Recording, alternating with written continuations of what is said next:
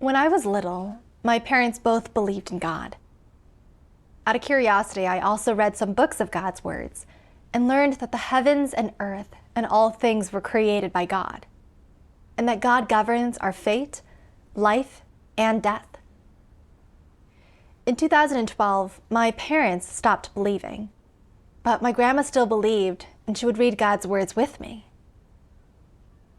In May 2021, I formally accepted God's work of the last days. When I was busy with work, I'd use my free time to attend gatherings. My dad didn't object at the time because I was working in the hairdressing industry, earning 8,000 to 10,000 yuan a month. Our relatives and friends all said I was doing well for myself, and my dad was very happy and proud to hear that. Later, through gatherings and reading God's words, I came to understand that as a created being, I should do my duty to repay God's love. However, because of my job, I didn't have time to do my duty. But then, I thought about how gathering with my brothers and sisters over the past year had made my heart feel fulfilled and no longer empty like before. So I wanted to do my duty full-time. I especially thought of these words of God. Almighty God says, "All manner of disasters will befall, one after another. All countries and places will experience disasters.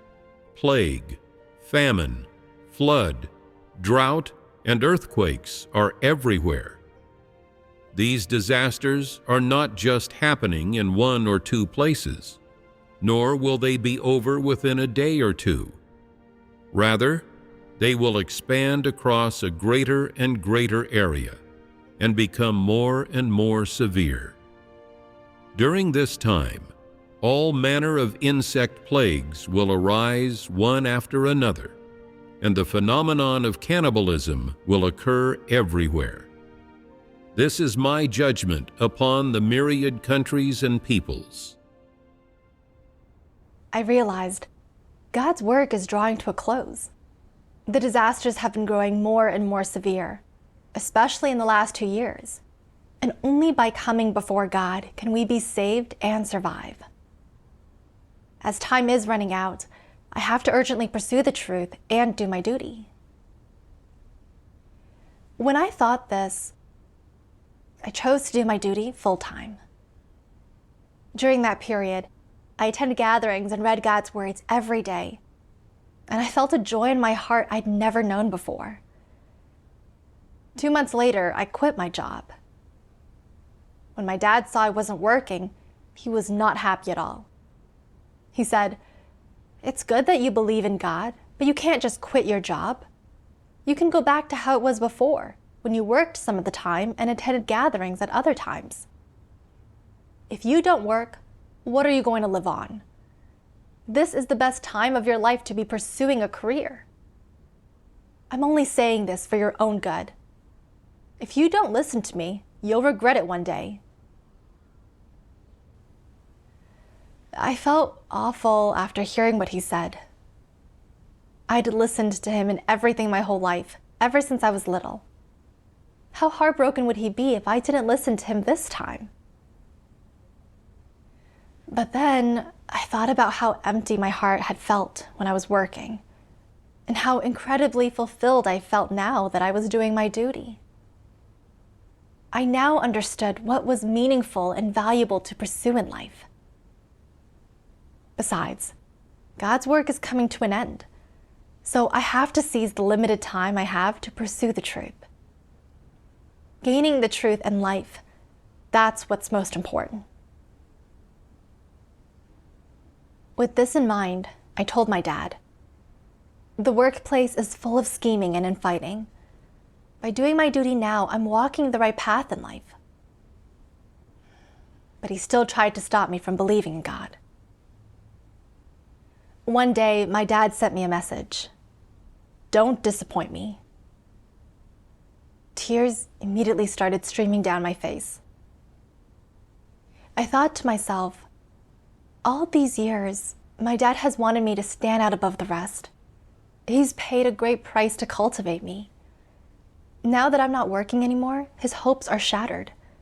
He must be in so much pain. I'm already grown up, but I'm still making him worry about me. Isn't that being unfilial? Ever since I was a child, my dad bought me whatever I wanted. He always doted on me. If I don't work again in the future, I'll be letting him down after all the effort and expenditure he's put into me. What will our relatives and friends think of me? Amid my negativity, I remembered a passage of God's words, so I looked it up to read. Almighty God says, "Tell me, from whom does everything about a person originate? Who bears the greatest burden for their life?" God. God alone loves people the most. Do people's parents and relatives really love them? Is the love that they give true love? Can it save people from the influence of Satan? It cannot. People are numb and dull-witted, unable to see these things clearly, and always say, "I just cannot feel how God loves me. Anyway, my mother and father love me the most. They pay for my studies and get me to learn technical skills so that I can make something of myself when I grow up, rise above others, and become a star, a celebrity. My parents spend so much money to cultivate me and support me in my education, scrimping and saving on food. How great a love is that! I can't ever repay them." Do you think that is love? What are the consequences of your parents pushing you to rise above others, become a celebrity in the world, have a good job, and assimilate into the world? They relentlessly make you seek to rise above others, bring honor to your family, and integrate into the evil trends of the world. As a result, you fall into the vortex of sin, suffer perdition, and perish, being devoured by Satan. Is that love? That is not loving you. That is harming you, ruining you. If someday you sink so low that you cross the point of no return, so low that you are not able to extricate yourself, and you descend into hell, only then will you realize, oh, parental love is love of the flesh, and it is not beneficial to believing in God or gaining the truth. It is not true love. You may not have realized this yet. Some people say, "I cannot feel how God loves me. I still feel that my mother loves me the most. She is the closest person in the world to me." There is a song called "Mom is the best in the world." This reflects reality. This statement is absolutely true. Someday, when you really have life entry, and when you have gained the truth, you will say, "My mother is not the one who loves me the most, nor is it my father. God loves me the most, and He is my dearest beloved, because He gave me life, and He is always leading me, providing for me, and has saved me from the influence of Satan." God alone is the one who provides life to people, who leads people, and who has sovereignty over all things. Only when you understand the truth and have completely gained the truth will you be able to appreciate these words deeply.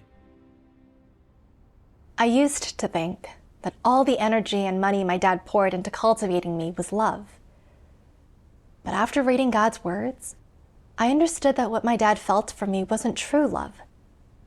His goal was to get me to throw myself, body and soul, into pursuing a career, making more money and standing out above the rest, so that I could win the admiration and envy of our relatives and friends, and make him look good. I thought about how when I was working, I could only attend a gathering once a week, and I had no time at all to do my duty. All my time and energy were spent on working and making money, and comparing with my friends and colleagues. My mind was consumed with how to make money, and to make more of it, I schemed against my colleagues and deceived customers. My mind was completely occupied by fame and gain, and my heart grew more and more empty and pained. It was only through God's love and salvation that I was fortunate enough to accept God's work at the last days, come to the church, and start to do my duty. I was no longer living in the world's evil trends, pursuing fame and gain. If I hadn't been doing my duty, I would still be trapped in the vortex of fame and gain.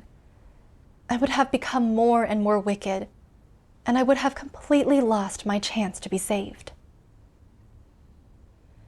Realizing this, I resolved in my heart, I absolutely must do my duty properly in the church. I thought of God's words. Almighty God says, "If your parents are of poor humanity, if they constantly hinder you from believing in God and doing your duty, and if they even hate you and curse you because you believe in God, what should you do? What is the truth that you should practice? At this time, you must reject them. You no longer have any obligation to show filial respect to them. If they believe in God, then they are family, your parents. If they do not believe in God and even resist God, then you are walking different paths. They believe in Satan and worship the devil king, and they walk the path of Satan. They are on a different path from you. You are no longer a family. They regard believers in God as their adversaries and enemies. So you have no more obligation to take care of them and must cut them off completely." After reading God's words, I understood that my dad and I were on two different paths. My dad worked hard to make money and pursued fame and gain so that others would look up to him. He was on Satan's path. As for me, I believed in God and was doing my duty. I was on the path of pursuing the truth and being saved. I had previously been living in my fleshly emotions, thinking I was hurting and disappointing my dad by quitting my job, and was always letting him down. But today, after reading God's words, I had gained some discernment of my dad. He didn't believe in God and even tried to stop me from believing. We weren't on the same path. So I couldn't look at him from the perspective of a fleshly relative anymore. Once I realized this, I was no longer constrained by my emotions. In December 2022, I had to leave home because I was very busy with my duty, and I only came back home once a week. One time when I came home, my dad said to me sternly, "When are you going to get a job? If you're not going to work, then don't stay here. Go back to our hometown in the countryside." I started to worry. If I don't listen to him, will he really send me back to our hometown? Would I still be able to do my duty then? After that, I would always sneak out to do my duty. One time, as I was about to leave to do my duty, my dad spotted me. He said harshly, "If you sneak out again, don't come back. If you do, I'll break your legs. I'm not bluffing, just try me." I was a bit scared and thought, if I leave and then come back, will he really break my legs? Should I continue with my duty or not? I felt very conflicted, wondering, but if I don't go, what about my duty? The church's work is so busy, and not going back in time will delay the work. I prayed to God and sought. Then I thought of God's words. Almighty God says, no matter what happens to you, whether it is a test or a trial, or you are being pruned, and no matter how people treat you, you should first set these things aside and come before God, praying earnestly and seeking the truth, so that you can adjust your state. This ought to be done first. You should say, no matter how big this matter is, even if the sky itself comes falling down, I must do my duty well. As long as I have breath, I will not give up on my duty. So how do you do your duty well? You cannot go through the motions or be physically present, but let your mind wander. You must focus your heart and mind on your duty. God's words gave me faith. No matter what happened, even if my dad really did break my legs, I had to fulfill my responsibility and could not let go of my duty. At that thought, I immediately felt a surge of strength and left home to do my duty. When I went home again later, my dad didn't hit me, but he still tried to persuade me to go to work. However, I wasn't constrained by him and continued doing my duty. In February 2023, I didn't return home for a month because I was so busy with my duty, and the Great Red Dragon was severely persecuting and arresting believers. My dad said to me angrily, "This time, I'm going to chain you up so you can't leave." Ever since I was little, my dad had never spoken to me like that. Face flushed, neck bulging with anger. I was terrified. That evening, my younger sister said to me in tears, "Sis, don't leave. Dad just starts going on and on whenever you're gone. You don't even think about Mom and me." The next day, when I was about to go out to do my duty, my mom stopped me and said, "Just listen to your dad and get a job for now. Why are you so stubborn?" My heart felt very weak. I thought to myself, Mom and Sis never objected to my faith or my duty before, but now they're on Dad's side. If I keep doing my duty, my dad will argue with my mom every day. What if their relationship falls apart and they get a divorce? If I don't listen to my dad, will I even be able to stay in this home anymore? I was a bit worried and scared and thought about getting a job and giving up my duty. But over the past few months of doing my duty, I had felt peace and joy in my heart. Now all sorts of disasters are descending, and God's work is drawing to a close. I didn't want to miss the opportunity to receive God's salvation. So I prayed to God. "Oh God, my heart is weak and in pain. I'm afraid this family will really fall apart, but I don't want to be constrained. Please give me the faith to stand firm in my testimony." After that, I looked for God's words to read. Almighty God says, you must endure all. For me, you must be ready to forsake everything and follow me with all your might, and be ready to pay any price. Now is the time that I test you. Will you offer your loyalty to me? Can you loyally follow me to the end of the road? Be not afraid. With me as your support, who could ever block this road? Remember this, remember, everything contains my good intentions and is under my scrutiny. Does your every word and deed follow my word? When the tests of fire come upon you, will you kneel down and call out? Or will you cower, incapable of moving forward?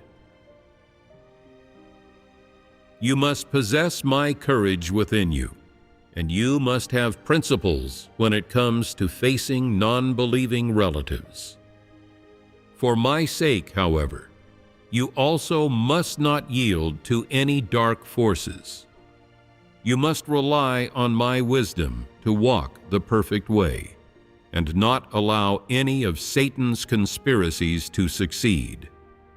Do all that you can to place your heart before me, and I shall comfort you and bring peace and joy to your heart. Do not care about how you appear to other people. Does making me satisfied not carry more value and weight? Won't it even more so bring you eternal and lifelong joy and peace? God's words gave me faith. I shouldn't be afraid of this or that. I had to have faith in God. I couldn't give up my duty just because I was afraid my family would fall apart.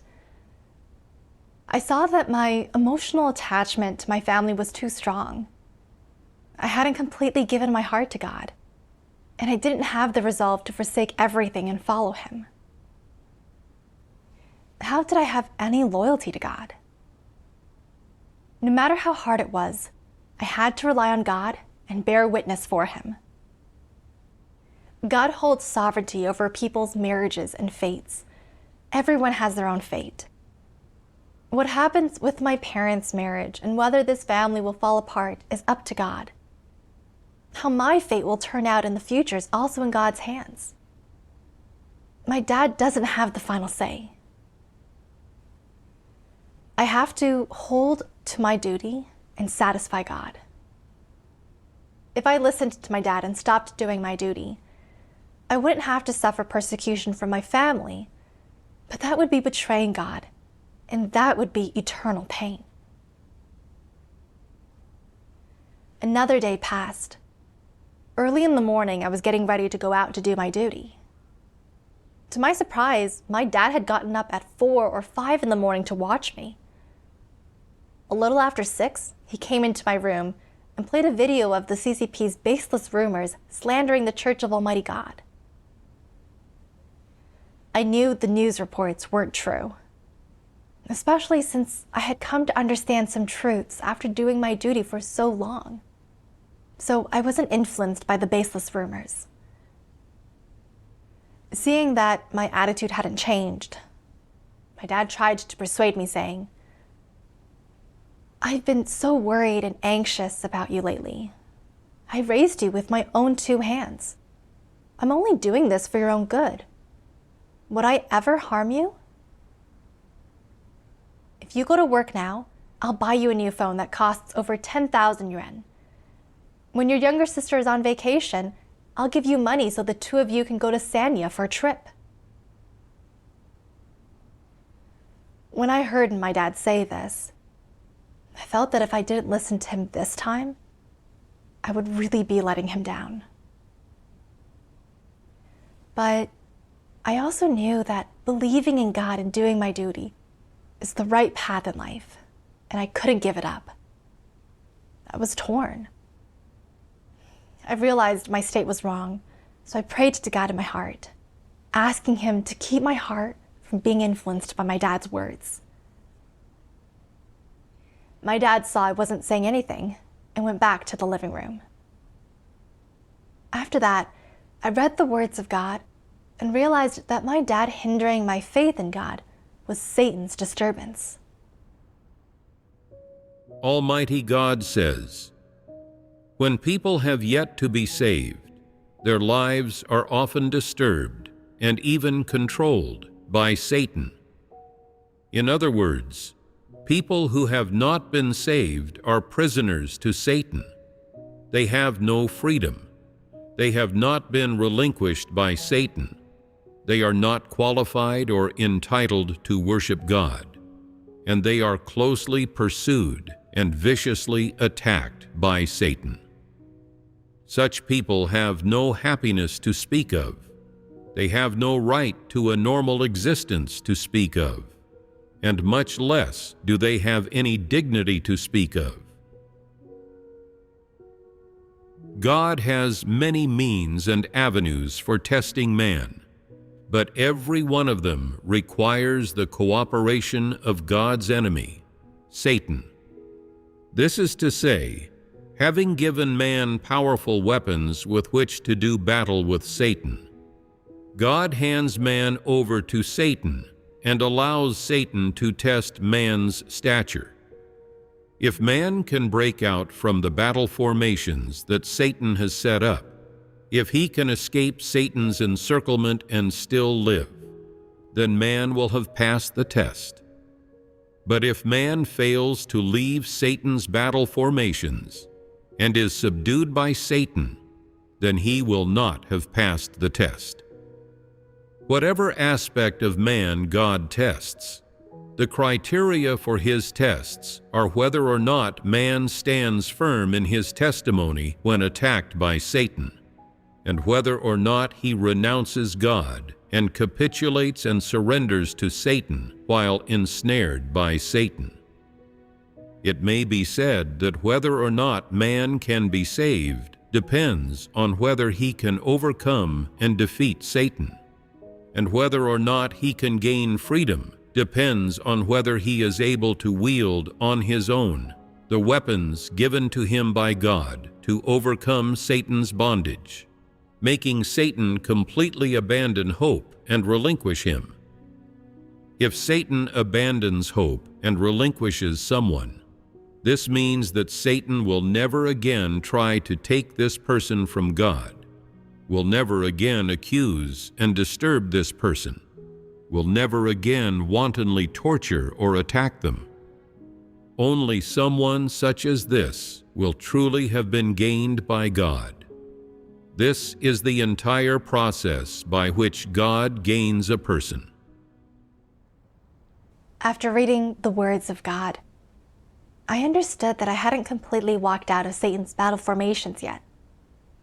Satan was still using my dad to constantly disturb me, force-feeding me the CCP's fabricated rumors. When it saw I wouldn't listen, it used family affection and soft words, trying every tactic, both hard and soft, in an attempt to make me betray God. It was so loathsome. I thought of when Job faced Satan's temptations. All his flocks and herds that had covered the hills were gone. He was covered in sore boils, and his wife urged him to forsake God. But Job said, "Jehovah gave, and Jehovah has taken away. Blessed be the name of Jehovah." Shall we receive good at the hand of God, and shall we not receive adversity? When Job faced his trial, he did not forsake God, and he stood firm in his testimony for God. I had to follow Job's example, overcome Satan by wielding the weapon of God's words in the midst of its siege, and stand firm in my testimony for God. I prayed to God and made a resolution, asking him to give me the faith to stand firm in my testimony. I read a few more passages of God's words and gained some understanding of myself. Almighty God says, "You must suffer hardship for the truth. You must sacrifice yourself for the truth. You must endure humiliation for the truth. And you must undergo more suffering for the sake of gaining more of the truth. This is what you should do. You must not throw away the truth for the sake of the enjoyment of family harmony, and you must not lose a lifetime of dignity and integrity for the sake of temporary enjoyment. You should pursue all that is beautiful and good, and you should pursue a path in life that is more meaningful. If you lead such a mundane and worldly life, and do not have any goal to pursue, isn't this wasting your life? What can you gain from such a life? You should forsake all enjoyments of the flesh for the sake of one truth, and should not throw away all truths for the sake of a little enjoyment. People like this have no integrity or dignity. There is no meaning to their existence. You have followed me all these years, yet have never given me one iota of loyalty. Instead, you have revolved around the people and things you like, so much so that at all times, and wherever you go, you keep them close to your hearts and have never abandoned them. Whenever you are eager or passionate about any one thing that you love, it is while you are following me, or even while you are listening to my words. Therefore, I say you are using the loyalty that I ask of you to instead be loyal to and cherish your pets. Though you may sacrifice a thing or two for me, it does not represent your all, and does not show that it is me to whom you are truly loyal. After reading God's words, I understood that I had to suffer for the truth, and that I shouldn't cast aside the truth just to enjoy family harmony. For all the time I had believed in God and been doing my duty, I had been cautiously trying to maintain this family, afraid that my relationship with them would break down and I wouldn't be able to go home. Faced with my dad's repeated persuasion and threats, I felt very weak inside, and I got caught in a dilemma, hesitant to go out and do my duty again. I saw that I had always been loyal to this family, not to God, and I certainly hadn't put pursuing the truth first. Because of my emotional attachment to my family was so strong, I had fallen into Satan's temptations several times and nearly betrayed God. Only then did I see that Satan gets people to live in family affections, indulge in the flesh, and ultimately lose their chance to be saved. God's intention is for us to do our duty as created beings, pursue the truth, live out a true human likeness, and attain salvation.